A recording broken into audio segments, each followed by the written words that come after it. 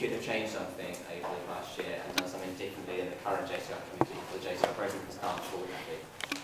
I think a key thing is, which came up in the restructuring, is equalising the work done by the committee. So I think we've addressed that in a way between splitting J's jobs and services, and some other roles which, by no means any the type of person, it's just the roles didn't have as much kind of to do, and I think that was an issue which I think we've not addressed.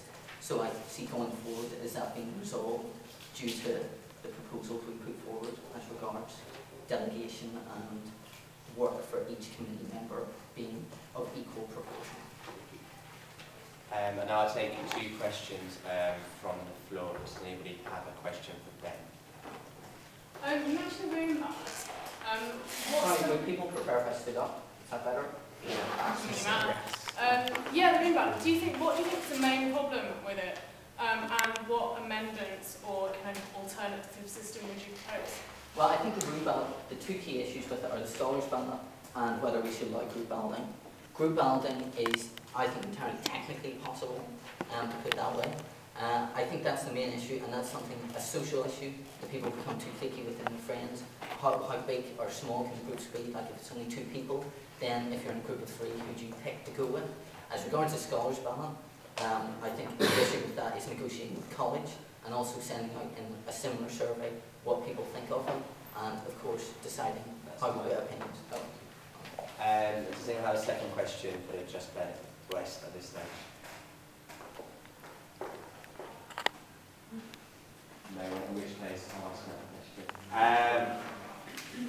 One of the difficulties this year's JCR president's had is trying to, you claimed in the speech, trying to delegate responsibility and trying to ensure members of the committee fulfil all their tasks themselves. It's all good from your speech hearing that this is something you want to solve, but how sort of more specifically would you go about solving this? Well, would you mind if we give the example of the careers event?